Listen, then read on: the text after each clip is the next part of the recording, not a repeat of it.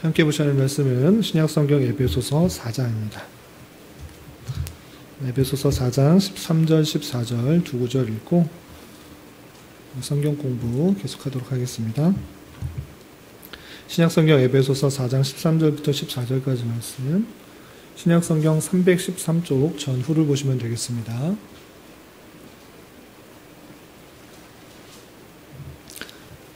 찾으셨나요?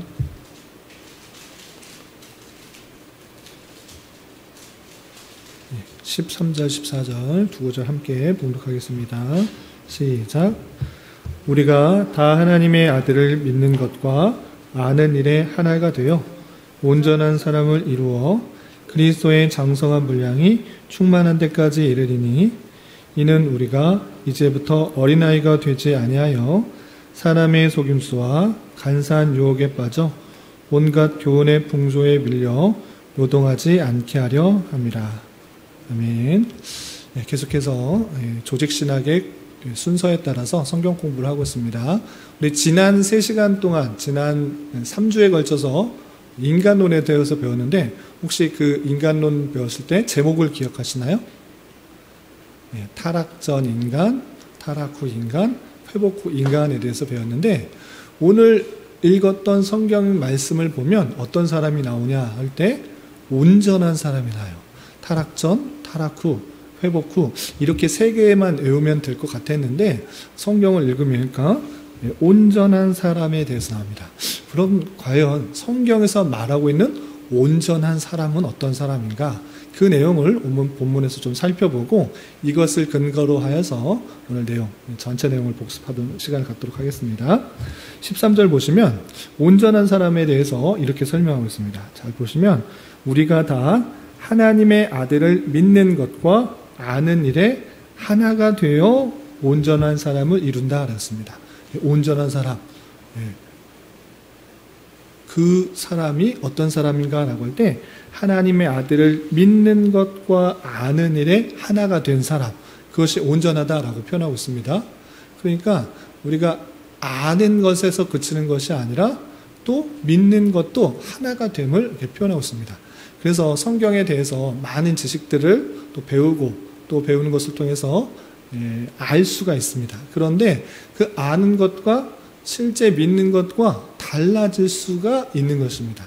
다르게 되면 하나가 된 것이 아니기 때문에 온전한 사람이 아닐 수 있는 것입니다. 성경에서 말하고 있는 것은 하나님의 아들을 믿는 것, 그리고 그 아는 것이 하나가 되어서 온전한 사람을 이룬다라고 표현하고 있는 것입니다. 여러분들에게 묻겠습니다. 여러분들이 정말 아는 것과 여러분들이 믿는 것이 하나가 되고 있습니까? 여러분들이 성경 공부에 나왔을 때 다양한 것들을 배우게 될 텐데, 이것을 지식적으로 아는 것에서 그치는 것이 아니라 믿는 그런 은혜가 있어야 된다라는 것을 강조하고 싶은 것입니다. 이렇게 온전한 사람을 이루어서 어떻게 되는가? 궁극적인 목표에 대해서 13절 하반절에서 이렇게 표현하고 있습니다. 그리스도의 장성한 분량이 충만한 데까지 이르리니, 온전한 사람을 이루어서 우리의 신앙이 어떻게 되는가?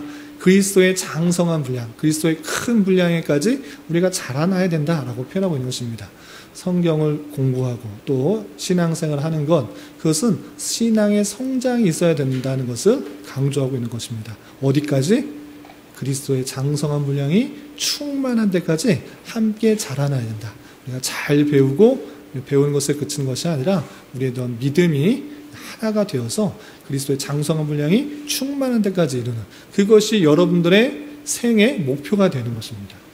다른 것에 목표가 있는 것이 아니고 우리의 신앙이 그리스도의 장성한 분량이 충만한 데까지 이르는 그 목표를 가지고 정진해야 된다라는 사실을 유념해 두고 매사에 살 수 있도록 바라고, 이 자리에 아무 생각 없이 그냥 앉아 있는 것이 아니라 그런 내용을 가지고 잘 공부하겠다라는 다짐을 가지고 이 자리에 참석해 주시기 바랍니다. 그리고 그렇게 자랄 때, 신앙이 성장할 때 어떻게 되는가? 14절에 이렇게 표현하고 있습니다. 14절에 보면 이는 이렇게 되면은 우리가 이제부터 어린 아이가 되지 아니하여 사람의 속임수와 간사한 유혹에 빠져 온갖 교훈의 풍조에 밀려 요동하지 않게 하려 합니다 라고 표현하고 있습니다. 이게 신앙에 성장하게 되면 자연적으로 사람의 속임수, 간사한 유혹, 온갖 교훈의 풍조에 요동하지 않는다? 요동하지 않는다. 우리 주변에 다양한 이야기를 들어. 무엇을 하면 좋다, 무엇을 해야 된다, 다양한 이야기를 듣고, 또 신앙에 대해서도 이것이 많다, 저것이 많다, 이렇게 섬겨야 된다, 저렇게 섬겨야 된다. 다양한 이야기가 있는데, 우리가 확실히 배우고 또 신앙에 성장하게 되면 이제 어린아이 같이 누가 말만 따라서 그대로 하는 것이 아니라 분별력이 생기는 것입니다. 그래서 성경 공부 열심히 해서 다양한 세상의 풍조, 세상의 이야기들 뿐만 아니라 다양한 신학사상에서 바른 내용을 받을 수 있도록 확실히 그렇게 붙들고 나아갈 수 있기 바랍니다. 아시겠죠? 정신 집중해서 하시기 바랍니다. 그래서 오늘은 특별히 지난 몇 달 동안 했던 내용들을 복습하는 시간입니다. 복습하는 시간이니까 여러분들 이 시간이 마치려면 어떻게 되느냐? 적어도 하나씩 질문을 하셔야 됩니다. 아무 생각 없이 앉아있지 마시고 궁금한 것 체크해놨다가 질문하시기 바랍니다. 오늘 교재 34페이지 읽어가면서 진행하도록 하겠습니다. 펜을 드시고 성경책을 두시고 써가면서 또 모르는 것들은 체크해가면서 잘 배울 수 있기 바랍니다. 여러분들의 신앙이 어린아이에 머물지 않고 계속해서 장성할 수 있기를 바랍니다. 자, 34페이지 들어가며 읽겠습니다. 하나님의 말씀을 간절한 마음으로 받는 것 아주 귀한 은혜입니다. 하나님의 말씀을 받을 때 정말 그것을 받아야겠다라고 들으려고 배우려고 하는 것, 그 자세 정말 큰 은혜입니다. 그런데 중요한 것이 있습니다. 그건 무엇이냐? 새로운 말씀에 대하여서 정말 그러한가라고 고민하는 것과 그것에 대한 확실한 대답을 가짐으로써 나의 완전한 신앙으로 자리잡는 것이 중요한 것입니다. 그러니까 듣고 아무 생각 없이 그냥 가만히 있으면 그냥 뒤돌아서면 잊어버리기가 쉽습니다.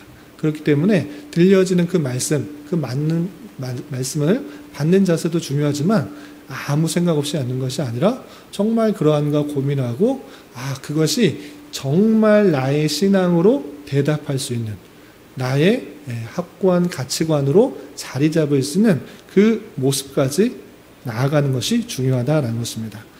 오늘 읽었던 본문 말씀에서도 하나님의 아들을 믿는 것과 아는 일에 하나가 되어 믿는 것, 아는 것에 하나가 되어서 온전한 사람을 이루다 하나가 되는 것이 온전한 사람이다라고 말하고 있기 때문입니다. 그래서 우리의 목표는 어떻게 되느냐?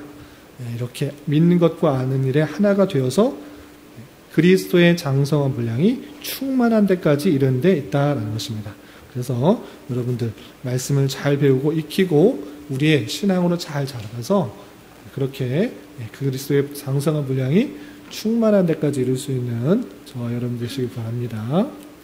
우리는 지난 몇 개월 동안 하나님의 말씀에 대해 큰 주제에 따라서 핵심적인 내용을 살펴보았습니다. 그러나 시간이 제한되는 관계로 정말 이것이 그러한가라는 고민을 많이 못했을 수도 있습니다. 그래서 오늘 시간에는 지난 시간에 배웠던 내용을 요약 정리할 뿐만 아니라 궁금한 내용들을 질문함으로써 신앙의 내용들이 체계적으로 잘 정리될 수 있도록 그렇게 하는 시간을 가지려고 합니다. 그래서 지난 시간에 수개월 동안 배웠던 그 내용을 정리할 테니까 자기가 몰랐던 부분 잘 체크해 주시기 바랍니다. 이전에 안 들었고 잘 몰랐던 것도 이번 시간을 통해서 다시 정리하시면 됩니다. 정리할 수 있는 시간, 또 궁금했던 거는 질문과 답변에서 확실한 신앙으로 자리 잡을 수 있는 그런 시간이 될 수 있기 바랍니다. 아시겠죠? 우리 지난 몇 개월 동안 무엇에 대해 배웠냐면 큰 주제, 성경에 대해서 배웠고 하나님에 대해서 배웠고 그리고 인간에 대해서 배웠습니다. 그 내용들이 많은데 핵심적인 내용, 이 내용들은 반드시 알아야 되기 때문에 잘 정리하시기 바랍니다. 아시겠죠? 자, 처음에 성경에 대해서 배우도록 하겠습니다. 성경에 대해서 다시 한번 정리하겠습니다. 성경에 대해서 우리가 어떻게 고백하는가라고 할 때 우리가 지난번에 배웠듯이 성경은 정확무한 하나님의 말씀이며 신앙과 삶의 유일한 규준이다. 이렇게 고백을 합니다. 기억나시나요? 성경에 대해서 오류가 있다라고 말하는 사람도 있습니다. 성경은 오류가 있는 그런 것이다. 마태복음하고 누가복음도 틀리고 구약 성경하고 신약 성경하고 다르고 오류가 너무 많다라고 말하는 사람이 있는데 그렇게 말하지 않고 성경은 무오하다, 정확하다라고 우리는 받아들이는 입장인 것입니다. 그리고 하나님의 말씀이 된다라고 표현하지 않고 하나님의 말씀이다라고 표현하는 것입니다. 성령께서 우리에게 어떤 특별한 은혜를 주셔야지만 그것이 나에게 해당되는 말씀이 된다라고 비슷하게 말하는 경향이 있는데 우리는 그 자체가 하나님의 말씀이다라고 표현하고 있는 것입니다.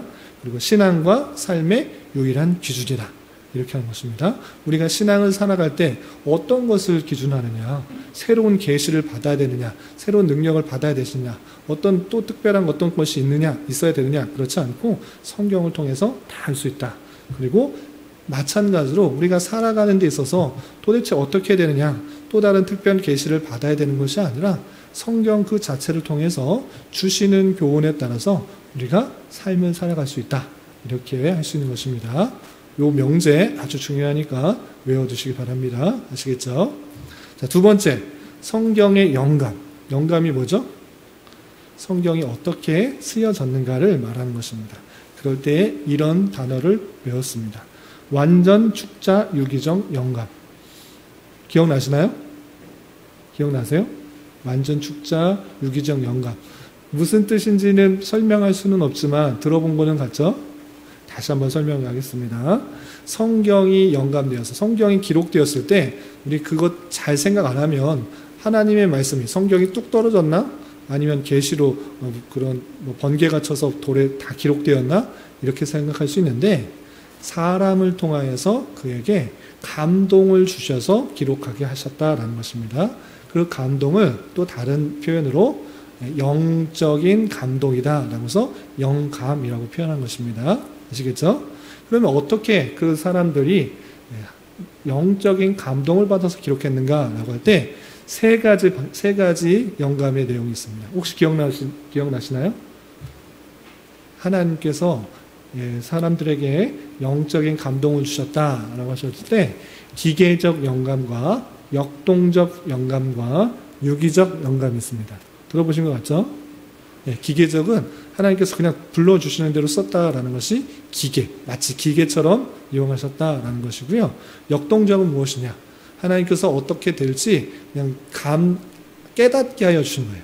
그리고 사람이 그 깨달은 바를 자기 나름대로 쓴 것입니다. 기계적과 역동적이 있는데 우리는 두 가지를 받지 않고 어떻게 한다? 유기적 영감하셨다. 사람을 감동시켜서 기록하게 하셨는데 기계적이지는 않지만 그 사람의 성격이나 인격이나 특성이나 부족함이나 연약함들이나 이런 것들이 다 드러나는 방식으로 다 그 모습 그대로를 이용하셔서 쓰도록 하셨다라는 것입니다. 그래서 유기적 영감이다라고 표현하는 것입니다. 아시겠죠? 우리 다 이렇게 궁금한 거 옆에 다 써놓으시기 바랍니다. 질문할 거. 그리고 완전 축자라는 표현이 있습니다. 이 말이 좀 어렵죠? 완전 축자. 완전의 반대말은 뭘까요? 불완전. 불완전이죠. 또 다른 표현으로 하면 그래서 부분이에요. 부분. 완전 영감되었다. 부분 영감되었다. 그러니까 어떤 부분은 하나님께서 감동을 주셔서 쭉 쓰게 했는데 그 밖에 그냥 이런 이야기들은 흘러가는 이야기나 사람 사는 이야기나 어떤 이야기가 있었다라는 것은 그냥 어떤 그 기록자가 기록한 것뿐이다라고 해서 부분적으로 영감되었다라고 말한 사람이 있는데 우리의 고백은 완전 영감되었다. 전체가 성경의 어떤 부분은 영감된 거고 어떤 것은 사람의 글이다. 이렇게 말하지 않고 완전히 영감되었다라고 표현하고 축자는 뭐냐면 글자 하나하나 순서 하나하나까지. 그래서 어떤 모든 성경의 내용들은 글자 하나하나까지 다 하나님께서 그 사람에게 영적인 감동을 주셔서 그 사람의 특징과 기질과 성격이 잘 드러나는 방향으로 기록하도록 하셨다라는 것이 성경에 대한 고백입니다. 이제 성경에 대해서 너무 낯설지 않죠? 하나님께서 우리에게 어떤 방식으로 말씀을 주셨는가 이것을 잘 깨닫는 것입니다. 그런 방식으로 우리가 성경을 받아들일 때 마찬가지로 성경을 올바르게 해석하는 방법이 있는 것입니다. 성경 해석 방법이 있는데 여러 가지 것들이 있는데 가장 중요한 것 몇 가지 말씀드리겠습니다. 우리 다른 종교나 뭐 점을 본다, 타로 운세를 본다, 뭐 이렇게 뭐 그런 걸 볼 때 어떻게 하죠? 어떤 걸 뽑죠. 점집에 가면 어떤 걸 뽑고, 뭐 타로 뭐 운세를 본다 그러면 어떤 카드를 뽑고 그러잖아요. 뽑아서 그거에 나오면 당신은 어떻게 될 것입니다 라고 이렇게 말하는 것이 일반 그런 점집이나 뭐 운세를 보는 그런 것들인데, 성경은 그런 방식으로 보는 게 아닙니다. 오늘은 몇 장을 읽을까 기도하고 쫙 펼쳐서 나오는 구절을 오늘 말씀으로 읽는다, 이렇게 방식으로, 그런 방식으로 읽으면 오해될 가능성이 상당히 많습니다. 한 절 한 절 내용이 물론 전체 흐름에 있어서 중요한 내용을 담는 것도 있지만 그렇지 않은 것이 많이 있기 때문에 그런 방식으로 읽는다, 안 읽는다? 읽지 않는다. 그런 것은 상당히 조심스럽다. 물론 그 부분에 있어서 핵심적인 구절, 아주 중요한 구절일 수도 있지만 그렇지 않고 그냥 단순히 내게 은혜가 되는 구절, 내가 깨달은 성경 말씀, 그런 것들만 받아들이면 성경에서 전체에서 말하고 싶은 그런 내용과 다른 방향으로 나아가기 상당히 쉬운 것입니다. 그래서 성경을 읽을 때는 그런 방식이 아니라 문맥 속에서 교훈하고 있는 것이 무엇인지, 또 전체 성경에서 말하고 있는 것들이 무엇인지를 함께 파악하는 것이 중요합니다. 그래서 전체 성경과 또 오직 성경 안에서 전체 성경을 가지고 성경을 이해할 때 우리는 성경을 오해하지 않을 수 있는 것입니다. 그리고 또 한 가지, 구약을 읽을 때, 구약 성경일 때 시대착오를 하지 말아야 될 것이고, 성경에 너는 어떻게 알아? 라는 말을 바로 그냥 나에게 적용하는 것 상당히 조심스럽다고 했습니다. 특별히 서신서에 나와 있는 너 이렇게 뭐 해야 된다라고 했을 때, 또 목회서신에서 나오는 그런 말씀인데 바로 그냥 너라고 되어 있다고 해서 바로 나에게 적용하는 것은 조심스러운 면이 많이 있다라는 것입니다. 그래서 이것이 누구에게 해당되는 말인가, 문맥을 통해서 누구에게 말했는지를 잘 깨닫고 그것을 우리가 어떻게 적용할 것인지를 고민해야 되는 것입니다. 이해가 되시죠? 성경에 대해서 여기까지 정리하면 아주 성경을 바로 이해하는 것입니다. 그래서 우리의 성경에 대한 자세가 잘 드러나는 것입니다. 성경 66것은 전체가 하나님께서 우리에게 주신 말씀이다, 이렇게 정리하시고 넘어가시면 되겠습니다. 아시겠죠? 자, 두 번째, 이제 하나님에 대해서 배우도록 하겠습니다. 하나님에 대해서 배울 때 우리는 크게 두 가지로 분류해서 공부하면 좋다고 그랬습니다. 뭐냐? 첫 번째는 하나님은 어떤 존재이신가? 그리고 두 번째는 하나님은 어떤 사역을 하셨는가? 우리 친구를 사귈 때도 그러죠. 친구를 이해할 때도 저 사람은 어떤 사람인가, 또 어떤 일을 했는가, 이런 식으로 이해하듯이 그렇게 하나님에 대해서 정리하면 아주 좋습니다. 아시겠죠? 첫 번째, 그러면 존재는 어떤 것들이 있는가? 하나님의 존재. 하나님의 존재는 출애굽기 3장 14절에 잘 들어갑니다. 3장 14절에 어떻게 되어 있느냐? 우리 성경 한번 찾아볼까요? 우리 졸릴 수 있으니까 우리 자기 성경을 한번 찾아보도록 하겠습니다. 출애굽기 3장 14절. 이것이 성경에서 하나님을 표현하는 것 중에 아주 중요한 핵심적인 내용인 것입니다. 우리 출애굽기 3장 14절 같이 한번 찾아서 읽어보도록 하겠습니다. 구약성경 85면 전후로 보면 되겠습니다.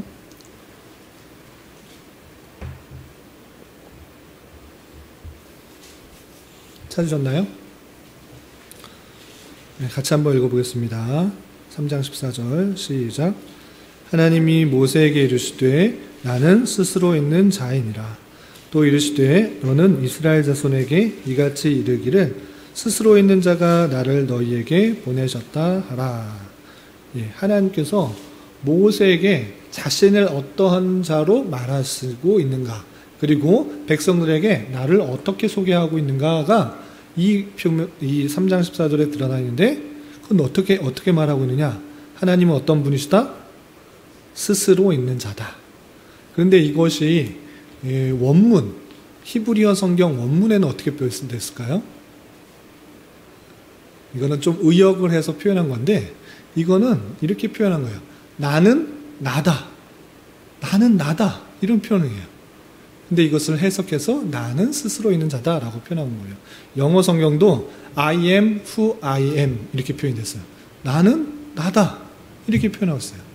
나는 스스로 있는 자지. 내가 어떤 도움이나 어떤 것을 창조에 의해서 드러난 것도 아니고 도움이 필요한 것도 아니고 어떤 사람이 고안한 것도 아니고 나는 그 스스로 그 있는 자다.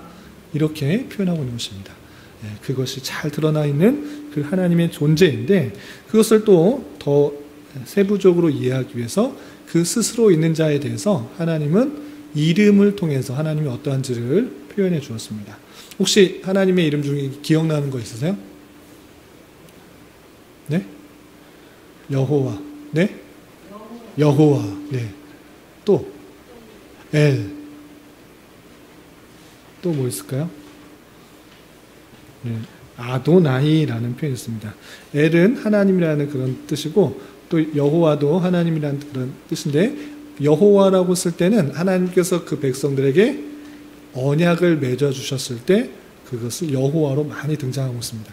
그런데 그냥 하나님 할 때는 그냥 엘이라는 그런 표현을 표현하고 있는데 또 어떠한 하나님이냐에 따라서 뭐 다양한 무슨 무슨 이렇게 표현되고 있는 것입니다.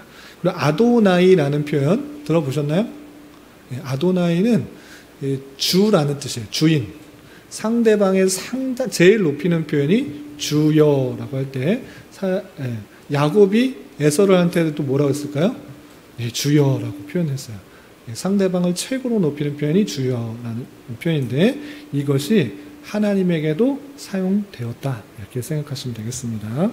그리고 신약에서는 데오스, 퀴리오스, 파테르라는 헬라어가 쓰였는데 이것이 바뀌어서 한글 성경에는 뭐 파테르, 퀴리오스, 데오스 안 써있죠. 번역하면 데오스는 하나님이다 라는 뜻이고요. 퀴리오스는 주라는 뜻입니다. 주인, 주라는 뜻이고 파테르는 뭘까요? 아버지. 파더라에서 비슷한 표현이죠. 아버지라는 표현이 신약에 하나님으로 많이 등장하고 있는 것을 볼 수 있습니다. 이렇게 하나님의 이름을 통해서 하나님의 속성과 하나님의 어떠한 것임을 조금이나 우리가 이해할 수 있는 방편이 된다라는 것이고요. 하나님을 또한 속성들을 이해하기 위해서는 사람과 비교해서 비슷한 속성이 있다라고 할 때는 공유적 속성, 그리고 전혀 다른 속성일 때는 비공유적 속성이 있다. 이렇게 개념을 나누어서 하나님의 속성을 이해하시면 좋습니다. 아시겠죠? 그러면 공유적 속성은 무엇이냐 할 때 지식, 지혜, 선하심, 사랑, 거룩, 의 등 이런 것들이 사람에게도 있지만 하나님에게도 있되 비슷한 속성으로서 있다라는 것이고 그런데 우리가 갖고 있는 지식이나 지혜나 선이나 사랑이나 거룩, 의는 부족하거나 한계가 있지만 하나님께서는 그 모든 것에 최고가 되고 부족함이 없는 절정태다. 이렇게 생각하시면 되겠습니다. 그리고 비공유적, 사람에게서는 볼 수 없는 그런 속성들이 있습니다. 첫 번째, 독립성, 독립적이에요. 나는 스스로 있다. 나는 나다. 이렇게 표현하는 것이 하나님이고요. 불변성이 있습니다. 사람은 다 변하는데 생각도 변하고 모습도 변하고 많은 것들이 변하는데 하나님은 회전하는 그림자가 없으시다라고 할 정도로 태초 이전부터 또 마지막 끝날까지 변하지 않으시는 그런 모습들이 있는 것입니다. 또 무한성, 한이 없으시는, 제한이 없으시는 그런 모습들이 있으십니다. 여기서 비슷한 표현으로 전능성이 있어요. 하나님께서는 못하실 것이 없으시는 모든 것을 하실 수 있는 전능하신 분이다라는 것들을 무한성 안에서 또한 찾을 수 있겠습니다. 아시겠죠? 그리고 하나님에 대해서 아주 중요한 것, 성경을 이해할 때 이것을 빼놓고 이해하면 잘못 이해하고 잘못될 수가 있습니다. 그건 뭐냐? 하나님께서는 삼위일체로 계시는 분이시다. 한 분 하나님이신데 삼위로 계신다. 성부, 성자, 성령 하나님, 삼위로 계시는 한 분 하나님에 대해서 우리가 잘 이해해야지 성경을 제대로 이해할 수가 있고, 다른 사람이 물어볼 때도 너가 믿는 하나님은 예수님이냐 아니면 성령님이냐 아니면 어떤 하나님이냐, 왜 한 분이라고 그랬다가 세 분이었다 이렇게 말하느냐라고 할 수 있는데, 그것이 삼위로 계시는 한 분 하나님이다. 성부 하나님, 성자 하나님, 성령 하나님, 삼위로 계시는 한 분 하나님을 성경에서 말하고 있는 것이다. 우리가 믿는 하나님은 그런 하나님이다 라는 사실들을 잘 살펴볼 수 있어야 될 것입니다. 아시겠죠? 그래서 삼위일체 하나님은 영원 전부터 영원까지 함께 계시며 그 능력과 위엄과 존귀가 동일하게 돌려지는 것이 중요합니다. 성부 하나님이 제일 뛰어나고 성자 하나님이 그 다음, 성령 하나님이 그 다음, 이것 아니라고 했습니다. 모두 다 동일하게 권능과 능력과 존귀와 영광이 동일하게 돌려져야 되는 것입니다. 그리고 삼위일체 하나님은 모든 일들에 있어서 함께 역사하시지만 창조의 사역은 특별히 성부 하나님께, 십자가 사역은 성자께, 그리고 구속 사역은 성령 하나님께 그 공로가 돌려진다. 이렇게 생각하시면 되겠습니다. 아시겠죠? 삼위일체 함께 사역이지만 특별히 성령 하나님께서 구속을, 성자 하나님께서 십자가의 사역을, 또 성부 하나님께서 창조의 사역들을 하셨다. 이렇게 공로가 더욱더 돌려집니다. 이해되시죠? 여기까지 다 정리되셨나요? 머릿속에 정리하시면서 가야 됩니다. 아무 생각 없이 졸지 마시고 잘 깨어서 잘 파악하고 신앙을 잘 가질 수 있기 바랍니다. 자, 두 번째는 하나님의 사역이에요. 하나님의 사역도 너무나 많잖아요. 두 부분을 나누면 창조 전과 창조 후. 창조 전에는 하나님께서 모든 것을 선하게 계획하셨다, 작정하셨다 라고 하시면 됩니다. 모든 피조물에 대한 계획을 작정이라고 표현하고 도덕적 피조물에 대한 구원 계획, 그러니까 천사와 그리고 인간에 대해서 구원할 것인지 구원하지 않을 것인지에 대해서 계획하는 것을 특별히 예정이다라고 표현하는 것입니다. 아시겠죠? 작정과 예정의 차이점 아시죠? 작정이 큰 건가 예정이 큰 건가요? 작정이 큰 것입니다. 작정이 제일 큰 거고 그 안에 도덕적 피조물에 대한 구원 계획을 예정이다라고 표현한 것입니다. 작정의 특징이 여러 가지가 있지만 우리 5가지로 정리했습니다. 첫 번째, 하나님께서는 그 마음에 선하시고 지혜로운 뜻 가운데 작정하신다. 하나님께서 선하신 뜻대로, 그의 선하신 뜻대로 작정하시고 계획하시고 그 계획에 따라 일하신다. 이렇게 생각하시면 되시고, 두 번째, 하나님의 계획은 변경된다, 변경되지 않는다, 변경되지 않고 신실하게 이루어 나가신다. 여러 관련 구절이 있는데 생략하고 넘어가겠습니다. 그리고 세 번째, 하나님의 작정은 조건적이다, 무조건적이다? 무조건적이다. 어떤 것이 필요한 것이 아니라 하나님께서 행하고자 하시면 하시는 것이고 또 모든 것을 포괄한다라는 것입니다. 그리고 죄에 대해서도 작정을 하셨는데 그 작정은 어떤 적이다? 허용적이다. 허용하다. 사람들에게 죄를 짓는 것을 허용하셨다. 하나님께서 죄를 만드셔서 그에게 주입하신 것이 아니라 하나님께서 죄 없는 사람을 만드셨지만 그 사람이 죄를 지을 수 있도록 허용하셨다. 그 표현은 무엇이냐? 하나님께서 인간을 인격적으로 만드셨다라는 것입니다. 로봇으로 만드신 것이 아니고 선만 하실 수 있도록 그냥 로봇으로 만드신 것이 아니고 선도, 악도, 어떤 것도 행할 수 있는 그런 인격적인 존재의 모습으로 만드셨다라는 것이고, 그 인간이 그런 상태에서 사탄의 유혹을 받아 죄를 지은 그 모습들이 있는 것입니다. 그리고 한 가지 더, 하나님의 예정의 두 부분이 있는데 이중 예정이 있습니다. 이중 예정이란 말 뜻이 뭐죠? 이중 예정이란 말 뜻? 구원받기로 예정한 사람도 있을 뿐만 아니라 유기된 사람도 작정하셨다. 이것이 이중 예정입니다. 어떤 사람은 구원받기로 예정된 사람이 있는데 그거 유기된 사람, 하나님의 선택을 받지 않은 사람은 그것은 결정되지 않았다라고 말하는 사람도 있는데, 그렇지 않고 우리는 당연히 선택한 사람이 있으면 그렇지 않은 사람들도 당연히 있는 것이다 라고 표현하는 것입니다. 그것을 이중 예정이다 라고 표현하는 것입니다. 선택과 유기, 이것을 이중 예정이라고 표현하는 것입니다. 그리고 두 번째, 창조 전 사역이 있는가 하면 창조 후의 사역도 있는 것입니다. 창조 후는 창조와 또 섭리로 나눌 수 있습니다. 자, 창조는 며칠 동안 이루어졌다? 6일. 하나님의 영광을 위해 하나님의 말씀으로 6일 동안 무에서 유를 창조하셨습니다. 며칠 동안, 첫째 날, 둘째 날, 셋째 날, 넷째 날, 다섯째, 여섯째 날 각각의 만든 것들 우리 예전에 살펴보았습니다. 또 질서 있게 하나님께서 창조하셨다라는 것을 살펴볼 수가 있었고, 그리고 창세기에서는 잘 드러나지 않지만 또 보이는 것뿐만 아니라 무엇을 창조하셨다? 보이지 않는 것. 보이지 않는 것이 뭐가 있어요? 영적인 존재, 그리고 권세까지도 하나님께서는 창조하셨다라고 표현하고 있습니다. 그래서 영적인 존재에 있어서 천사가 있는데, 참고적으로 천사의 본질과 역할은 무엇인가라고 할 때, 천사는 하나님의 택하심을 받은 사람에게 하나님의 뜻을 전달하는 것과 또 돕는 역할을 하는 그런 영적인 존재인 것입니다. 아시겠죠? 천사의 이름 혹시 아는 거 있어요? 천사 이름? 가브리엘, 또 스라, 그룹, 미가엘. 아유, 다 알고 계시네요. 복습할 필요가 없을 정도로 다 알고 계시는데, 그런 천사들의 이름들이 드러나고 가까이 역할들을 잘 했다라는 것을 알 수 있습니다.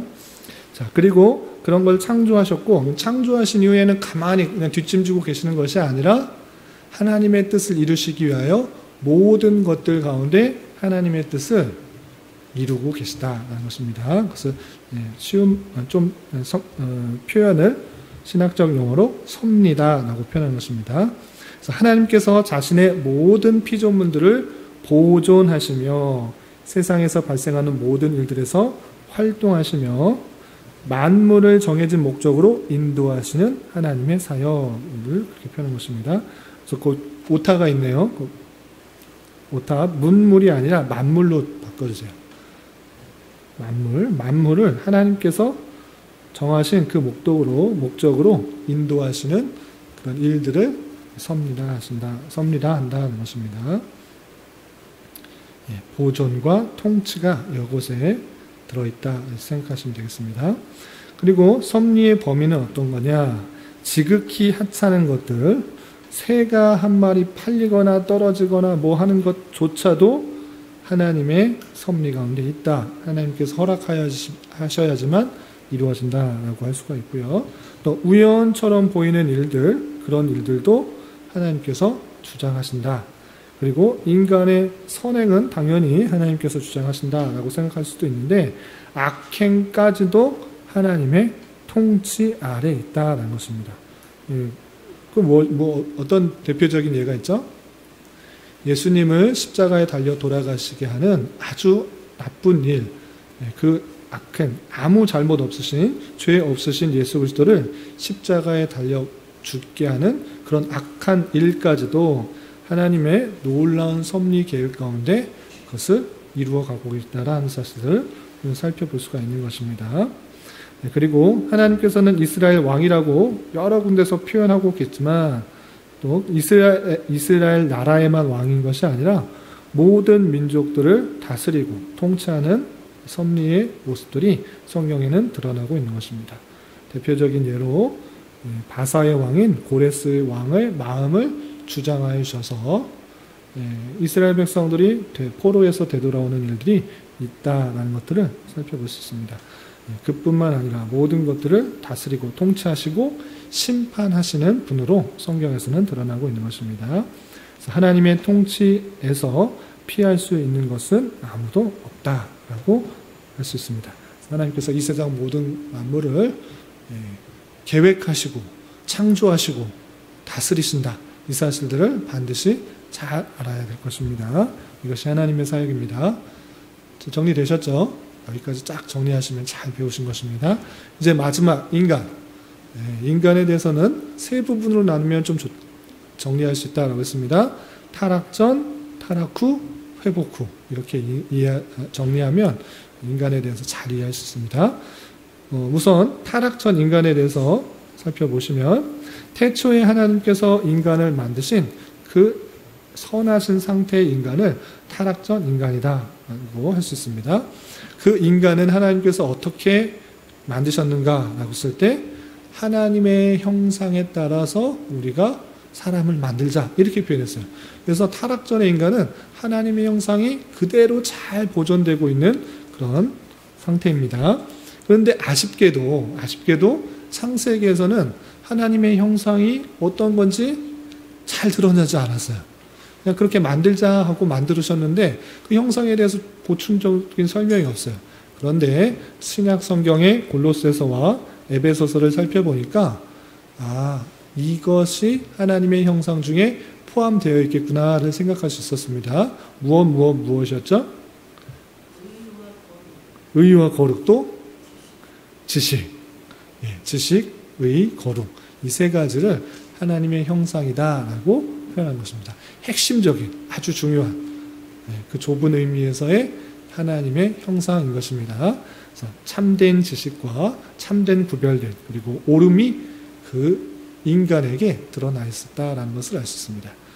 그 넓은 의미에 있어서의 하나님의 형상들은 또 있는데 도덕이나 예술이나 과학이나 이성이나 이런 것들이 생각해보면 하나님께서 갖고 계시는 형상인데 인간에게 주었을 것이다 라고 확장해서 넓은 의미에서 생각해 볼 수 있습니다.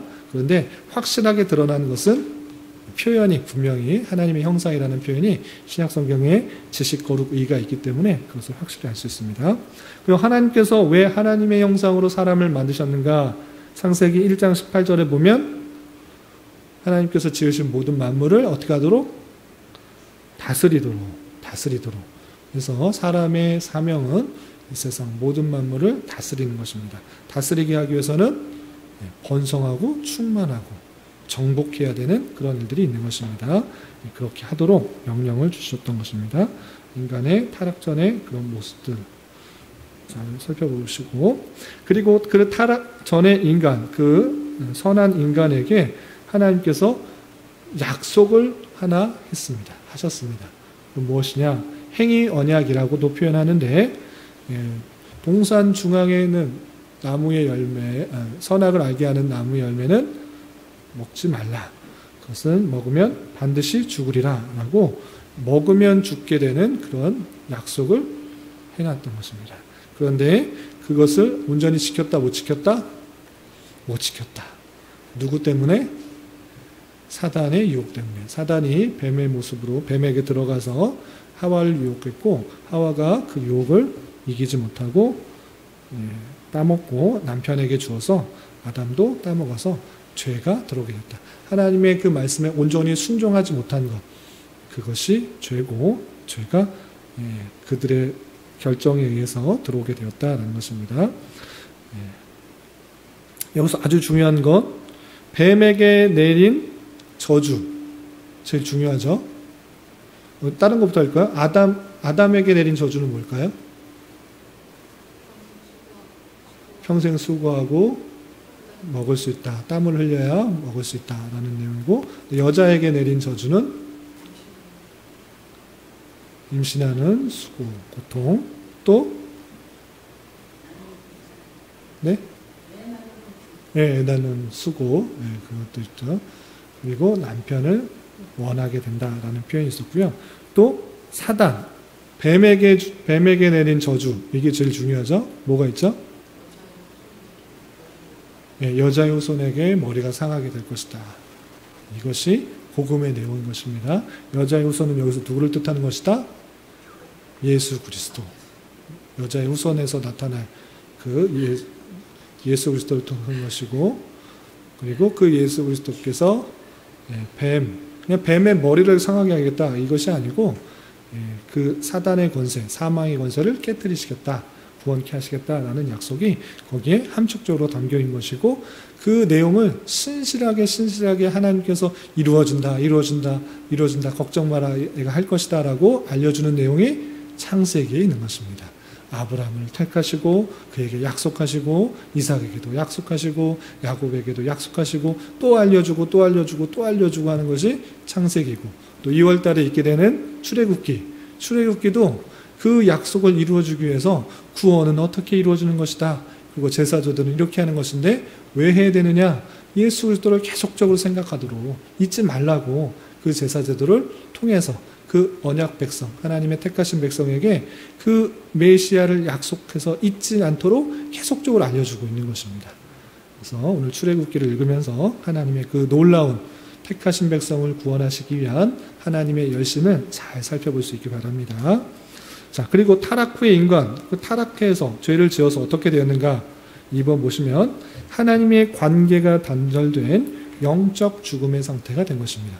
죄가 있으면 하나님과 도저히 같이 있을 수가 없습니다. 하나님은 절대 선이시기 때문에 악한 것과 함께 있을 수가 없는 것입니다. 그래서 단절이 되었기 때문에 하나님으로부터 오는 풍성한 것들, 그 모든 것들을 얻을 수 있다 없다?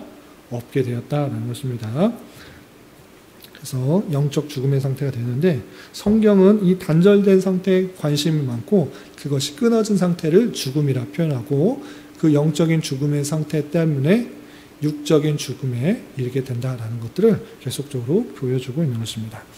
그리고 인간이 타락했을 때 우리는 전적 타락을 믿는 것입니다. 성경에 그렇게 여러 군데 모든 사람이 죄를 범하였기 때문에 하나님의 영광에 이르지 못한다라고 분명히 선언하기 때문에 우리의 힘으로, 우리의 능력으로, 우리의 선택으로, 우리의 결정으로 구원받는 거 아니고, 구원은 오직 하나님의 전적인 은혜다. 누구도 자랑할 수 없다. 하나님께만 영광을 돌려라. 이렇게 표현하고 있는 것이 성경인 것입니다. 그래서 우리의 전인격, 지식, 거룩의 모두 타락하여서 완전히 오염된 것입니다. 그래서 타락으로 오염된 지식, 그렇기 때문에 하나님에 대한 씨는 있지만, 종교에 대한 씨는 있지만, 하나님에 대한, 신에 대한 어느 정도 인식이 있지만 정확히 알 수 있다 없다? 알 수 없다. 하나님에 대해서 잘 모른다. 그냥 번개치면 신이여 날 용서해 주십시오, 천둥 번개치면 그렇게 하지만 그 하나님에 대해서 잘 모르고, 또 세상이 어떻게 돌아가는지에 대해서도 잘 모른다. 오염된 지식이 이 세상에 가득 자리 잡게 되었다는 것이고요. 그리고 타락으로 오염된 감정이 있기 때문에 미움이 있고, 의심이 있고, 시기가 있고, 질투가 있고, 분노 등 어떤 일들이 일어나도 그냥 질투가 생기고, 미움이 생기고, 진노가 생기는 그런 감정이 드러나게 되었다는 것입니다. 그리고 타락으로 오염된 의지 때문에 선을 배우고 무엇이 좋다라는 것을 알지라도 잘 행동하려고 하지 않는 것이 많아요. 그것이 의지조차도 타락하고 부패하여 있기 때문에 잘 나가지 못한다. 전인격적으로 지식이나 감정, 의지가 완전히 타락하여서 하나님 보시기에 정말 선한 것들이 하나도 드러나지 못한 그런 모습들이 있는 것입니다. 이렇게 영적으로 단절된 완전히 타락한 모습 가운데 하나님께서는 아까도 말씀드린 것처럼 예수 그리스도를 통한 회복을 약속하셨고, 그거로 말미암은 의 그리고 구원을 허락하셨던 것입니다. 그래서 타락 후에 먼저 인간에게 찾아오셔서 구원에 대한 계획 그리고 속죄에 대한 원리를 알려주신 것입니다.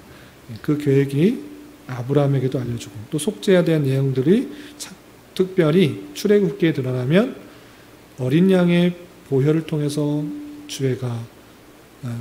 죽음이 옮겨진다라는 것들을 계속적으로, 죄가 없어진다라는 사실들을 계속적으로 그 제도를 통해서 알려주고 있는 것입니다.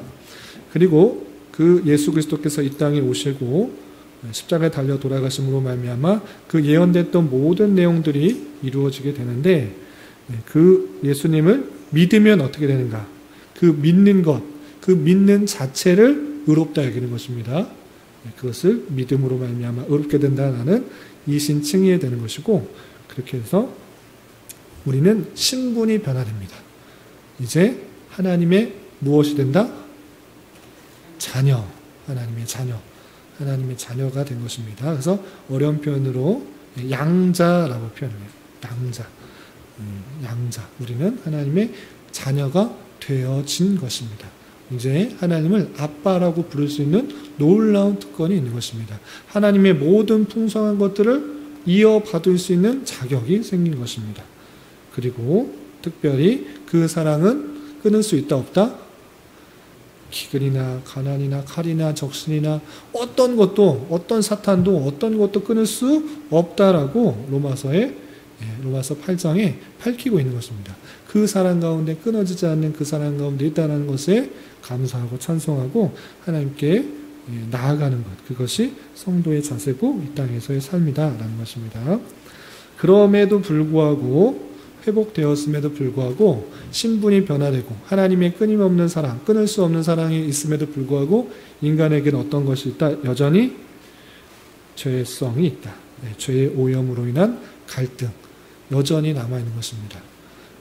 그래서 신분은 변화됐지만 우리 안에 육체가 있는 가운데는 여전히 죄에 대한, 육신에 대한 편안함과 즐거움과 만족만을 찾고 욕구만을 쫓으려고 하는 그런 모습들이 여전히 드러나서 죄악을 지을 수밖에 없는 그런 모습 가운데 있는데, 그럼에도 불구하고 하나님께서는 그런 모습 가운데 내 죄성들을 쳐서 복종시켜서 하나님께서 원하시는 삶으로 더욱더 살아가서 구원의 완성을 이룰 수 있도록 성화의 과정을 잘 이루도록 하라라는 것이 이 땅에서의 성도의 성화의 과정이다 라고 표현한 것입니다. 여기까지 성경에 대해서 또 하나님에 대해서 인간에 대해서 정리하였는데, 혹시 정리가 잘 안 되는 거나 또 보충 설명이 필요한 것이 있으면 질문을 해 주시기 바랍니다. 네. 네.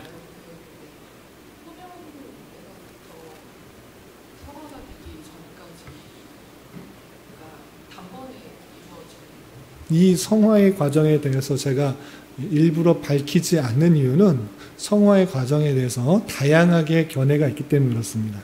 지금 구원의 서정에서 9단계로 나눈 이 부분은 루이스 벌코프라는 학자에 의해서 좀 세밀하게 하나하나 논리적 순서에 대해서 표현하고 있지만, 종교개혁 시대의 여러 학자들에서는 이렇게 9단계로 나누지 않고 한꺼번에 말하기도 합니다. 회개와 회심을 그냥 합쳐서 말하기도 하고, 또 웨스트민스터 신앙고백서도 회개와 회심을 따로 분리해서 설명하지 않고 그냥 뭉뚱그려서 그냥 표현하고 용어에 대해서 이렇게 드러내지는 않습니다. 그래서 이것은 사람이 이해하기 쉽게 논리적인 변화에 따라서 신학적 용어를 대고 설명한 것이지, 이것이 꼭 이대로 드러난다 이렇게 표현하지 않고 한꺼번에 잘 드러나는 경우도 있고, 또 성화의 과정은, 마지막 성화의 과정들은 오랜 기간을 통해서 훈련되고 또 성장하는 것이기 때문에 무슨 오랜 기간이 될 수 있겠습니다. 그런데 중생과 회개와 믿음, 이 어떤 순서, 어떤 게 먼저이냐, 어느 정도 기간이 있느냐, 이런 것들은 말하기는 쉽지 않습니다. 그냥 성도의 성화의 과정을 논리적인 순서에 따라서 이렇게 표현하면 이해가 쉽게 하기 위해서 루이스 벌코프는 잘 나눠준 것입니다. 예, 한 개씩 질문해야 끝납니다. 예, 아무거나 질문해 보세요. 궁금한. 네? 네. 그래서 아무거나 상관없습니다.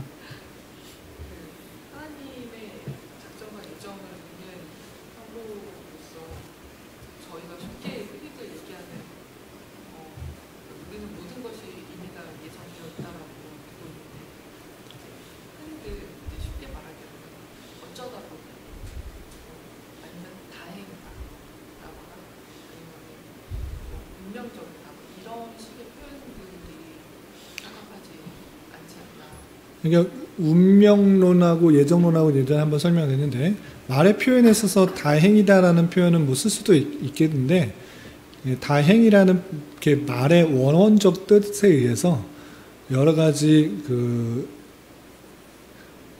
뭐라 그럴까, 우연 중에 잘 되었다 이렇게 표현하기 때문에, 그건 우연에 일어나기보다는 하나님께서 이렇게 인도해 주신 것이라기 때문에 좀 그냥 좀 믿는 사람들에게서는 잘 쓰지 않는 것이 더 좋겠다라는 다양한 것들 중에 그런 표현들을 조금 덜 쓰면 좋겠다는 생각이 들고요. 운명론하고 예정론하고 이제 많이들 헷갈립니다. 예전에도 한번 설명했는데 예정론하고 운명론하고 뭐가 다르냐라고 할 때 똑같이 결정된 대로 진행되는데 사람의 모습이 달라집니다. 그러니까 이것이 운명이니까 나 아무것도 안 해도 돼. 이것은 성경에서 말하고 있는 그런 섭리에 대해서 잘 못 생각한 것입니다.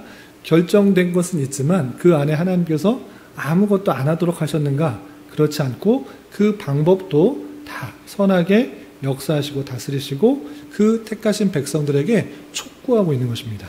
그 마음들 주장하시고 인도하시고 선한 방식으로 이끌어 나가시는 것입니다. 그것이 운명론과 예정론이 다른 것인데 운명론자, 숙명론자는 그렇게 되어 있기 때문에 내가 뭐 그렇게 할 필요가 있느냐? 그 사람이 구원받기로 했는데 내가 뭐 전도할 필요가 있느냐? 그 사람이 운명에 따라서 택함 받았으면 하나님께서 알아서 구원받을 것이고 그렇지 않으면 죽을 것이다. 내가 무슨 상관이 있느냐라는 것은 운명론자 또는 숙명론자들의 자세이지만 성경에서 예정을 말했을 때는 그렇게 말하지 않고 그 사람이 구원받는 데 있어서 그것은 나를 통하여서 복음이 전파되도록 하셨기 때문에 기쁜 마음으로 말과 행동으로 전할 수 있는 것. 그것이 자세인 것이고 그리고 예정론을 갖고 있는 사람은 위로가 있는 것입니다. 항상 말했다시피 예정론의 위로라고 표현하고 있는데 어떤 사람이 신앙을 잘 갖고 있다가 어떻게 됐거나 신앙을 잃어버렸거나 근데 갑자기 신앙이 좋지 않은 상태에서 숨을 거뒀거나 아니면 아이가 아직 자라지 않은 상태에서 신앙을 잘 전하지도 못한 상태에서 이렇게 운명을 달리했거나 이렇게 됐을 때 그 예정론이 없는 사람들은 꼭 믿음으로 구원받는다. 예수님의 이름, 예수님의 그 십자가 보혈 사건을 믿음으로 구원받는다라고 했을 때 그 사람은 어떻게 되는가라고 할 때 우리는 위로가 있는 것입니다.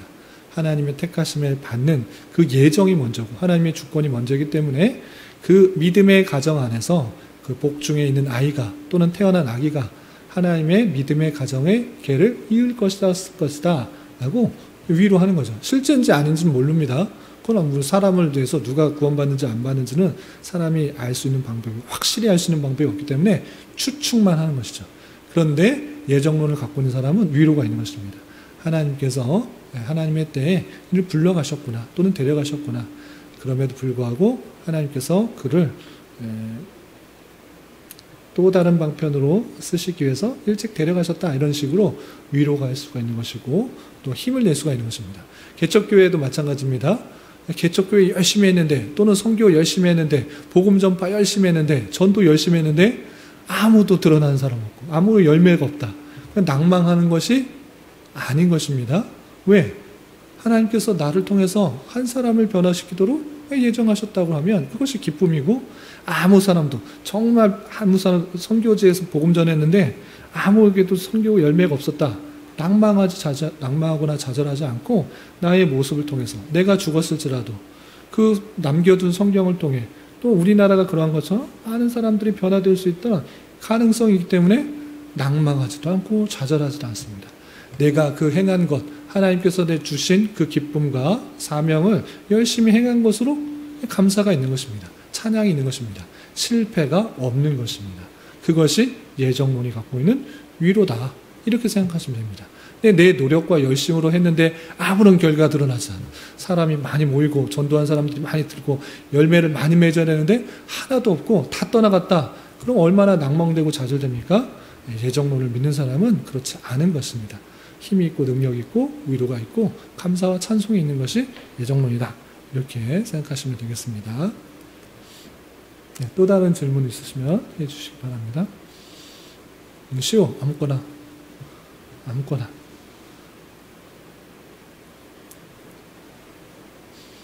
다 정리됐어요? 궁금한 거 없어요? 우리 시온이 궁금한 거 없어요? 정리 다 됐어요? 권사님 혹시 질문하실 거 있으세요? 아무거나 뭐.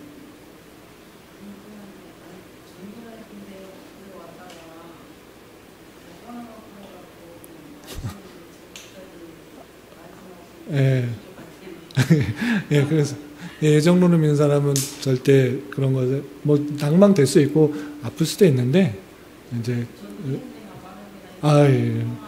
전도하는 삶이 중요하죠. 정말 뭘 이렇게 바라고 하는 것보다는 이것이 기쁨이고 감사하고 내가 받은 사명이다라는 생각으로 그냥 하는 거예요. 그 결과는 다 하나님께 맡기는 거죠. 하나님께서 예정하신 사람이라면 지금 아니더라도 또 다른 때에 내가 지금은 아닌가 보다, 하나님의 때가 아닌가 보다 하고 또 다른 사람에 의해서 이렇게 다시 전도될 수 있으니까 내가 그 사람의 마음을 바꾸는 것 아니고 내가 할 수 있는 거 아니고 하나님께서 그의 마음을 주장하시는 거고, 믿음은 내가 만들 수 있는 것이 아니고 하나님께서 주시는 선물이기 때문에 저는 이제 하는 일들만 감당하는 것에 기쁨과 감사, 보람을 느끼면서 생각하는 것이죠. 네. 그것이 이제 예정론을 갖고 있는 사람들의 복음 전파의 자세고 교회 개척의 자세고 선교의 자세인 것입니다. 예, 질문.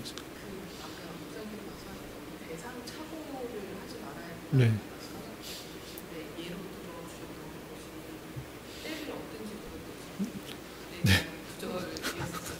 또 얘기해요. 그거를 가지고 네. 대상은 목회자에게 하는 말씀인 것은 너무나 명확한데 네. 그 구절만 살펴봤을 때는 일반 성도들이 본인한테 그거를 누구한테 하는 말인지 대상을 정확하게 인지를 한 상태에서, 하지만 내용상 일반 성도들이 가나도 그러니까 때를 얻든지 못 얻든지 복음을 전파하는 자세는 우리 교회가 가져야 됩니다. 그런데 그것을 한다고 해서 그 성경 구절을 가져오면 안 된다는 겁니다. 이해가 되시나요?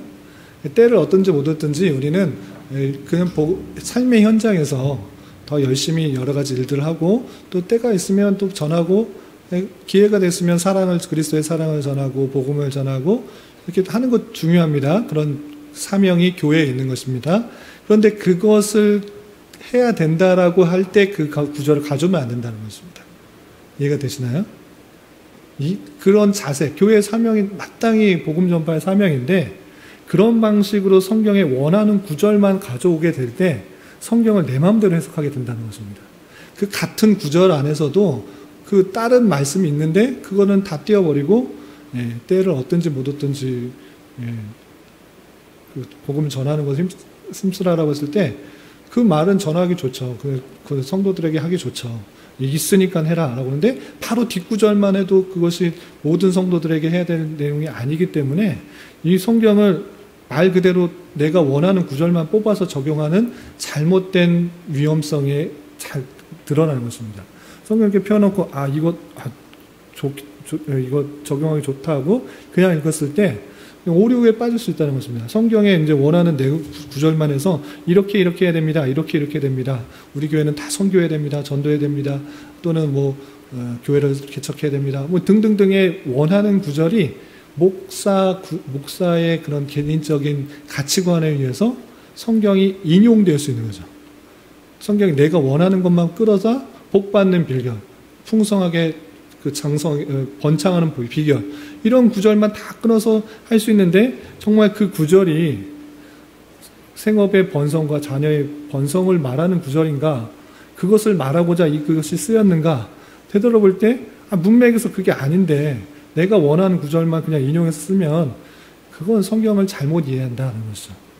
그렇게 인용하게 될 때 그냥 멋진 성경 그냥 구절들만 해가지고 하는 그런 일반적인 설교와 다를 게 없으니 우리는 하나님께서 말하고자 하는 것을 문맥 속에서 잘 파악해서 드러내고자 하는 것을 잘 해야지, 성경에서 자손 번성하고 복받고 잘되고 또는 부자되고 이런 것만 말하고 있는 것인가, 성경에서 그런 것을 말하고자 이것이 쓰여져 있는가, 전체 성경을 볼 때 그런 것이 아니라는 것을 알 수 있는데 그냥 설교자의 그냥 가치관과 생각에 따라서 띄엄띄엄 구절만 인용될 때 충분히 그렇게 오용될 수 있다, 도용될 수 있다.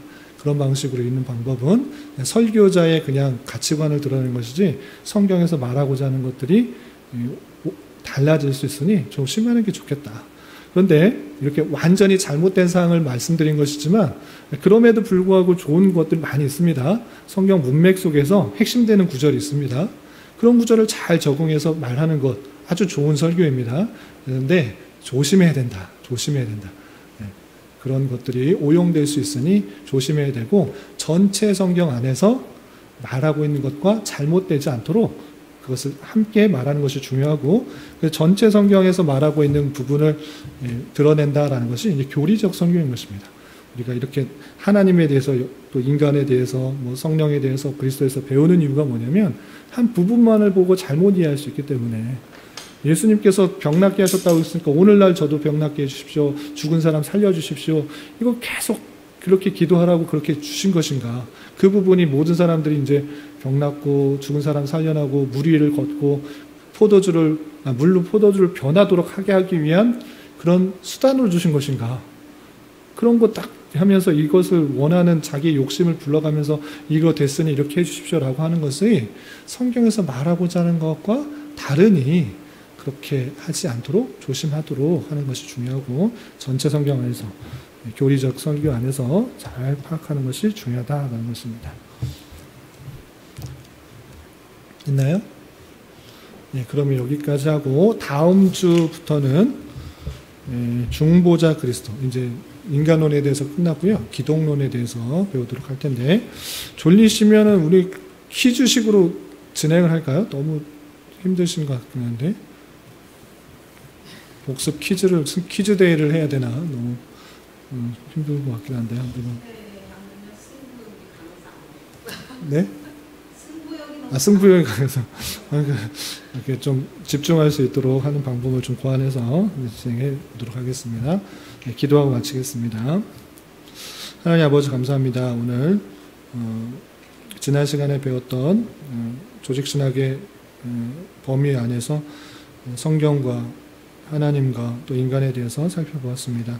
우리가 이런 것들을 잘 정리해서 성경의 내용들을 잘 읽는 데 도움이 될 수 있도록 인도하여 주시고 또 우리가 하나님의 아들을 믿는 것과 아는 것에 하나가 되어서 온전한 사람을 이루어 그리스도의 장성한 분량이 충만한 데까지 이르러 다양한 세상의 풍조와 또 사상들에 대해서 이겨내고 올바르게 서나갈 수 있는 귀한 자유가 될 수 있도록 밑바탕이 될 수 있도록 인도하여 주시옵소서. 주님, 우리 교회를 이곳에 세워주셨사오니 이곳에서 선포될 말씀들을 주님께서 주장하셔서 진리의 말씀이 온전히 잘 선포되게 하시고 그 말씀으로 힘을 얻고 위로를 얻어 우리에게 주어진 삶은 힘있게 잘 살아갈 수 있도록 인도하여 주시옵소서. 돌아오는 주일에는 성찬 예식과 소그룹 모임이 있습니다. 주님 함께해 주셔서 풍성한 그리스도의 사랑을 나누고 성도의 교제에 깊은 나눔이 있을 수 있도록 주장하여 주시옵소서. 예수님의 이름으로 기도 올리옵나이다. 아멘.